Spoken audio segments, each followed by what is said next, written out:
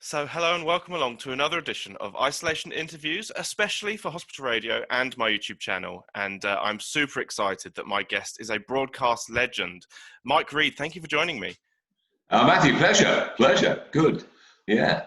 Now, we do find ourselves in very strange times at the moment. I mean, I better start off by asking, how have you found this whole year? The whole, lockdown, coronavirus, how have you been finding it? I think you make of it what you will. Quite a few people have said to me, oh, I'm bored, I'm climbing the walls and what have you. But I think if you're in a creative industry or you're a creative person, you could do quite a lot with this year. As we witnessed with a number of Christmas releases, there are, I think, almost 50. Some years you're scratching to find 2 or 3, and they're cheesy. But this year, everyone's been busy, everyone's been creative, simply because writers, artists have not been on the road at all. Normally, they'd be running around, they'd be doing the festivals, they'd be on planes, they get back, they've got to relax a bit. But they've had a lot of time on their hands, so it's been a very, very creative year. I've done a lot of writing with different people this year, over the screens, and it's been a terrific year for songs. So I think we will find, looking back, that it is an exceptional year for song creativity. And maybe people writing other stuff as well, which will come out in the future, film scripts, what have you. We've had a lot of time on our hands to do that. So yeah, it's what you make it, really, and I think it's been a creative year for many. Now, I know some people struggle to work from home because they get distracted easily. Do you quite enjoy being at home and being able to do stuff from home? I'm quite a disciplinarian. I can multitask easily. I can do it quickly. I can work fairly quickly. I don't need to have to psych myself up. I don't think, I'll do it tomorrow. Maybe all the rubbish stuff I do, but the creative stuff and the fun stuff, just get on with it. And somebody will call me and say, I've got a project, but you won't have time to do this. And I said, yeah, it's the old, if you want it done, give it to a busy man. So I've been doing audiobooks and stuff like that. A couple of days recently doing Jane Austen audiobook of Persuasion. That's 8.5-hour book. I've got 3 or 4 audiobooks out there at the moment. I've just finished writing the second in my series of 1,000 Years of London Street, which is 100,000 words on Cheapside. And I'm now 2/3 the way up Piccadilly for my 3rd book on 1,000 Years of London Street. We've been writing a lot of songs. We've launched a new TV channel, and we're launching a big new national radio station on January the 4th. So yeah, lots going on. I mean, I suppose probably when we get back to normal, you'll probably be quite happy that you've been able to do so much, because other people are going to be slowly getting back into, I know that theatres have obviously been closed, so they're slowly getting back to work. And whereas things haven't really stopped for you, you've just kept going. So you've not got to try and get yourself back into a rhythm. Yeah, you sort of stockpile, I think, all the things you're doing is stockpile, but you then need a release for them. It's like, otherwise it's like musical constipation. You've got all this stuff. And a lot of artists said to me, this year, they said, we did a lot of writing during this year, we recorded a lot, but we didn't think there'd be a shop window for it. We thought, well, no one's going to hear it. But having created the Heritage Chart then on the radio, then they have heard it. So it's been a terrific shop window for heritage artists. So yeah, there'll be a great stockpile of stuff this year, and hopefully next year will be great because people will be writing for the theatre, the stage, for film, which at the moment is scaled right back. Some theatres are open, some aren't. I mean, we were meant to be touring My Great Expectations, again, a 6-month national tour starting at the beginning of the year. And we're all sitting a bit like birds in the wilderness, wondering exactly what's going to happen, which theatres will open, which won't. Are the empty seats subsidised by the government, by the arts grant, or nobody really seems to know. It's all a bit up in the air. Now, I mean, obviously, a lot of people have had a bit of spare time. I mean, have you found yourself learning any new skills over lockdown? Did you, get into baking, gardening? Have you done anything like that? No, not particularly. I haven't had time to. I think people have done that when they probably had time on their hands and thought, well, I'll do something else. I mean, several people have learned instruments. So people thought, I'll teach myself the piano, I'll learn guitar, I'll do martial arts, I'll lose weight. I think more people have walked, certainly, than ever before. I mean, when it all started, there were hundreds of people walking everywhere. They've probably never walked in their lives. So I think environmentally it's been very good, less cars on the road. I think that will continue. What they'll do with the big empty office blocks in big cities, I know not, because are people going to want to go back to them? I suspect they won't. When you know that people can work from home and they can be disciplined, and they will get on with it, then it's fine. But a lot of cities are going to have these massive office blocks now with nobody in them. What are they going to do with them? It's a big question because they're taking up space. The rates are high. They're going to bring the rates right down to try and encourage firms back into them. And is that the right thing to do? I don't know. Now, obviously, Christmas is approaching. It's that time of year where no one really knows what's going on. But the thing that obviously people love is the Christmas music. Now, for you, have you got a favourite Christmas song? Is there one that you love more than others, or do you just love Christmas songs in general? Yeah, I mean, we all know the great classics. Slade, Wizard, Greg Lake. They're all superb songs. Elton John, and they're all there. Now, do you know, every year, Matthew, I look at the compilations and you think they're all the same songs, they're the same compilations. Last year, the year before that. My favorite album is the Phil Spector Christmas album. That, to me, is an absolutely magical album. I love it.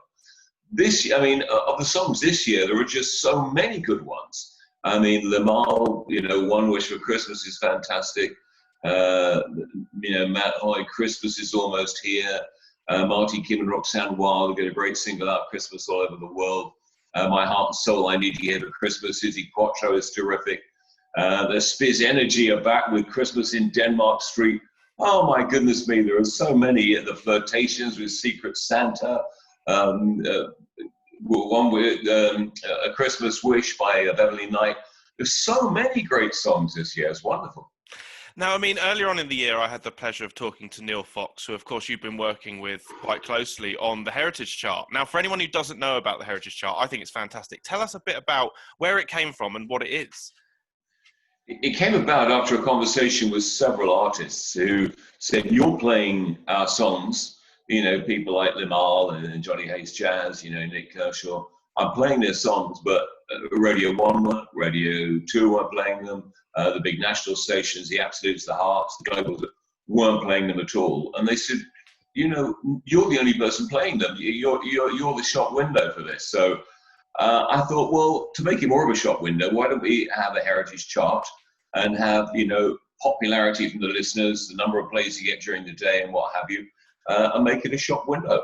And it's been incredible this year. I mean, it really has taken off. We've used it on TV on the That Was Then, This Is Now series. We've had other countries asking if they could possibly look at the franchise on it.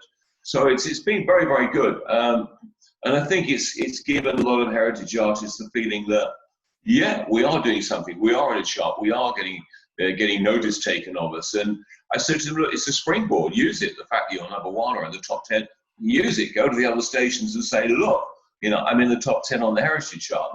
And I think that has helped in many ways to get them other interviews and more exposure. When we start the news station on January the 4th, of course, we'll be going out to a catchment area of 22, 23 million on DAB. So we'll be able to help even more then, I hope. But that's how it came about, really. It was a discussion with Limahl, I think. And, it's just so frustrated. And I talked to other artists and, I said to Nick Kershaw, have you got a video for Cloudy Bay to Malibu? And he said, didn't think I'd need one because I didn't think anyone would play it.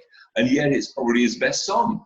John Lodge of the Moody Blues said, I can't believe this. I made an album during lockdown. He said, I never for a moment thought that anyone would ever hear any of it.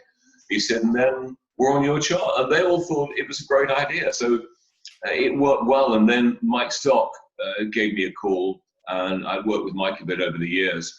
And he gave me a call and said, look, we'd like to do this, talking about doing something on TV as well. So we did that, put the series together pretty quickly, filmed it all in a week. We were very lucky there, of course, because all those artists normally wouldn't be available. They'd be out doing festivals, they'd be in America, they'd be touring, but we could get them all in 1 week, and they were delighted because there's no live performances this year.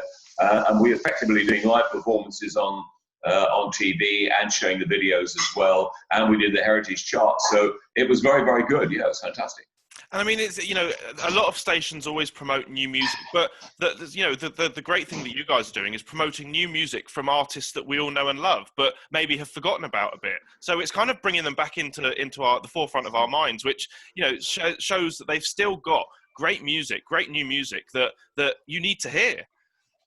Absolutely. I mean, I did an interview with Dion a little while back. I mean, Dion was there right at the start with all the doo-wop stuff, Dion and the Belmonts, and then the Wanderer, Run Around Sue, still making songs to Abraham Martin and John later in the 60s.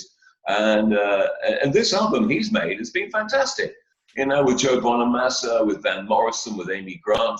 And he said, you know, Mike, he said, I feel relevant. I said, I feel really relevant. I'm making the most relevant album I've made, and you're playing it, and I'm number one. Wonderful. So they're delighted. So even the Americans are delighted. We've been, you know, Jefferson Starship were on there, the Go-Go's, lots of American bands as well. So, yeah, it's not just been good for English heritage artists, but for US heritage artists as well that are delighted. And it would probably work well in the States, I think.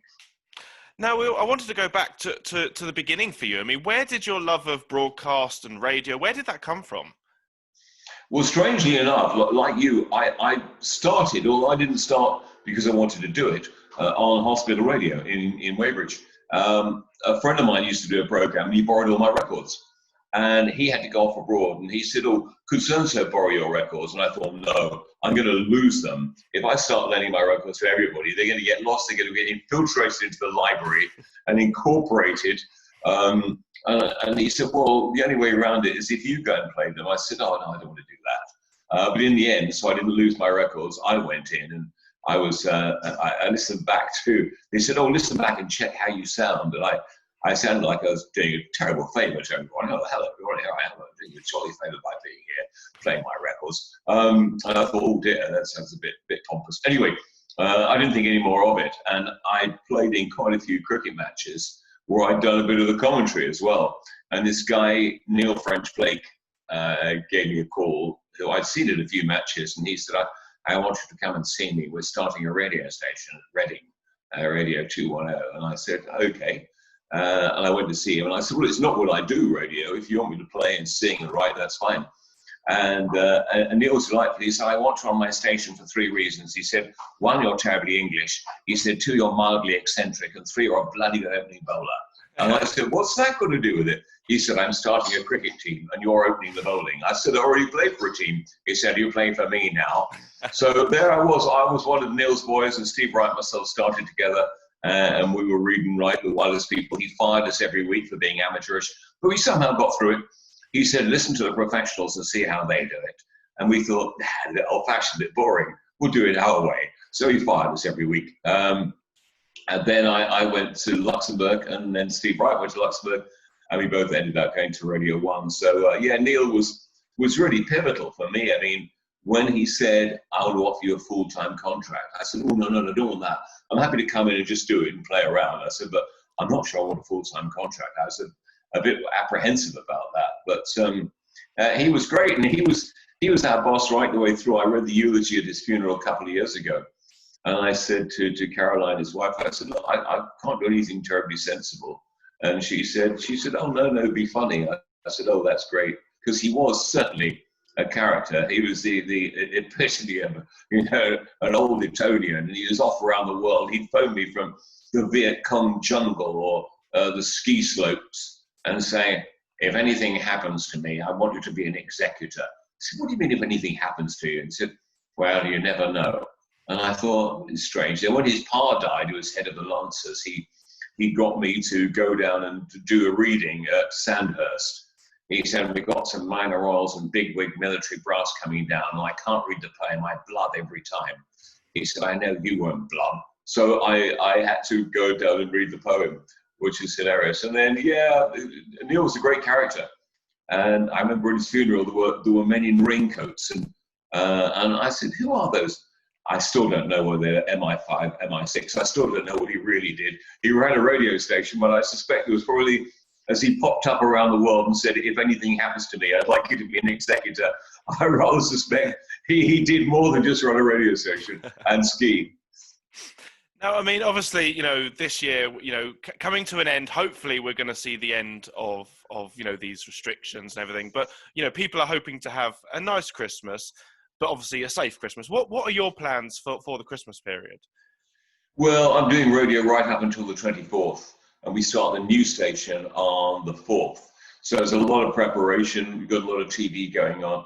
I normally I like the period between Christmas and New Year for a writing period. I've always quite liked that, to just do a sort of thing, just write songs, and look at ideas for the next year. I mean, the radio and TV kind of takes care of itself, but I like to look at projects for the following year, sit and write some songs, and look at where we're going and what we're doing, and probably just plan something for the new station, because it's going to be. It's a bit like Who Let the Jocks Out, where Neil Fox and myself are running the station, and they keep saying, yes, but what he said, no, we're running it. They go, okay. So we want to get out there and be interesting and play good music and not be bland, and integrate the music from the Heritage Chart, the new great music that's being made that nobody else is playing, with the gold stuff, because they have the same production values. And you could play the new single from Johnny Hayes Jazz on Kershaw against their old one, and it sounds fine. They said Radio 2, Radio 1 play things often with the same production values, and it's because the artist is the artist rather than the song. And so many artists are now being frustrated. They said, well, they said they like our song, but they're not going to play it. And you think, that's crazy. It's like having played a steak and chips in front of me. So I love steak and chips, but I'm not going to eat them. I'm going to be perverse and not eat them.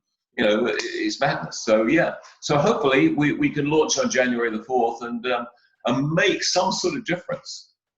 The other thing, obviously, that's been affected this year is Panto, and I know you've done Panto a few times over the years. For you, will you do Panto again, do you think? And what is it you love about Panto and the Christmas period? Well, I've never wanted to do pantomime. And then Bill Kenwright, who's an old mate who's produced 2 of my shows, he said, oh, I love you to play the king in Panto this year. I said, oh, Bill, I don't do Panto. Anyway, he talked me into it. And even one day before we opened, he wasn't sure whether he wanted me to do it as Elvis, as me, as Cliff, whatever. So we're all over the place. But I did that first season with Basil Brush, and which was great working with Baz, because I know Basil and his team, as it were, very well. And we had a lot of fun. I mean, we really did. I did enjoy it. I spent 2 months in tights. At first, I was a bit skeptical about that, but then I realized how warm they were, that I kept them on all year. No, we had a lot of fun. Then the second year, I played 2 roles, and I enjoyed that more because I could open up more, and it was more a comedic act, two comedic characters, and I enjoyed that a lot more. So yeah, I had 2 months of that each year. That does blot out the Christmas period completely. You're doing a breakfast show, and then sometimes doing 3 shows a day. So you're doing breakfast show, and then it's sort of, where am I? Is this the first show or the third show? And sometimes, I mean, I've run on as the king without any of my garments on, because I thought, oh my God, that's my call. And I ran on stage once with my shirt hanging out in my boxer shorts and the tights halfway down my legs. No crown on, no king's robes. And I ran on, shouted my line, and the dame said, we did your line 30 seconds ago, love. He said, why don't you go and get changed and come back? Of course, the audience love that. They think it's absolutely hilarious. That's a highlight for them. So will we be seeing you again doing it in the future, do you think? Yeah, I mean, I don't know what's happening with theatres. I mean, I'm basically looking forward to Great Expectations. I would love to do I can't because of the radio. I'd love to play Jaggers in Great Expectations. But yeah, I wouldn't count it out if Bill came to me. I think if there's a part for you, I think trying to shoehorn you into a part where there really isn't one is no good. And you don't always want to play the king or the baron. I find that a bit boring. You want something to get your teeth into. So if something came up that was right and was in the right location, I wouldn't want to go miles and miles away at Christmas. So yeah, if it's the right location, right thing. It's like anything. Something comes up that appeals to you, whatever it is, whether it's, will you write this new book? Will you put this new TV series together? If it appeals to you, and if you've got a passion for it, then you go, oh, yes. If you have to be forced into doing it, then I don't think you give your best, whatever it is. I mean, I think in Berkshire, anyway, I think that the main theatre that's obviously going ahead is the Theatre Royal in Windsor, who have got Basil Brush and the lovely Devon McGee in Cinderella. So I think, although obviously I think it's partly funded by the lottery, I believe, for the empty seats. So it's good to see that some live theatre is slowly getting back to normal. So yeah, that's well, but I mean, Bill's very good at that. Bill's very very gung ho, and yeah, I mean, I'm pleased he's done it. I was surprised when I read a review that said Debbie McGee, because the last thing I saw was Britt Eklund was doing it. And I don't know what happened, how, Britt walked through the mist and said, "Tonight, Matthew, I'm going to be Debbie McGee," and came back out again. How did that happen? See, I don't know. I mean, I don't know. Does she live in the UK? I'm just guessing that maybe she couldn't get to the UK was the only thing I presumed, because I know she's, she's Swedish or something like that? Yeah, you could be right. It could be travel restrictions. Yeah. But I mean, I'm sure she'll be back in the future. They'll get her back in the future. But I'm Yeah. sure again Debbie will do a great job. Mm. Well, I'm really missing Mr. Matthew and Mr. Basil this year. I mean, we had terrific fun. We did a little sketch in the dressing room every night. We filmed it, put it up on YouTube and on Facebook, and yeah, it was. We had a really good laugh. Actually, it was terrific fun. Terrific fun. I love working with Basil. We did quite a bit together. So we did a single 2 years ago. It was Christmas before this, with White Christmas. And the Children's Hospice Shooting Star Chase, I do a lot for Shooting Star Children's Hospice now. And we talked about doing a single with Basil, and they said, "Oh yeah, Christmas, boom, boom, Basil." And I thought, no, let's do something poignant. Let's do Basil singing White Christmas. Him alone with his microwave at Christmas and his shabby Christmas tree. Goes to bed, dreams, wake up, there's a beautiful tree, carol singers at the door. He gets all his presents, and it worked so well. It was such fun to do. Now, I just want to say it has been an absolute pleasure talking to you, Mike. But before we go, have you got any messages for anyone who is listening in hospital at the moment? Anything you'd like to say to them? Oh yeah, I mean, I used to go around the wards when I did hospital radio, and it's great. It can be a boon having your own station as well, where you can have requests and stuff like that. It is a lovely place. I was in hospital just before, I think I was about 15. And I had severe appendicitis. In the end, it went away. They didn't operate, but I was there right up until 2 days before Christmas. And and my parents are saying, "Oh, we can't wait to get out and get home for Christmas." And I thought, well, yes, but the atmosphere was wonderful. I remember the nurses coming along singing carols, and it was so moving. It was absolutely fantastic, and it was just a lovely atmosphere. In there, and everyone was so kind that even when I came to go home, my mother said, "Are you sure you want to come home?" So yeah, and hospital radio has always been great. Always been a good companion for people in a hospital. But yeah, I just hope you all get out of there soon and get back to normality. Thank you so much, Mike. It's been an absolute pleasure. Of course, keep safe, and thank you again for giving up your time. Thanks, Matthew. Leslie, thank you.